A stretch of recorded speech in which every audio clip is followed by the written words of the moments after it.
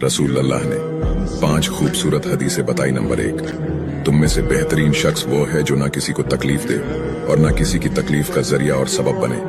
Number 2, जो शख्स दिन में 10 मरतबा सूरतुल इखलास पढ़ेगा, यानी कुल हु अल्लाहु अहद, ये पूरी सूरत पढ़ेगा, अल्लाह ताला जन्नत में उसके लिए महल बना देंगे। नंबर 3, जो शख्स हर फर्ज नमाज के बाद 1 मरतबा आयतुल कुर्सी पढ़ने का मामूल बनाएगा, तो उसके और जन्नत के दरमियान सिर्फ मौत का फासला होगा, यानी वो शख्स मरते ही सीधा जन्नत में जाएगा।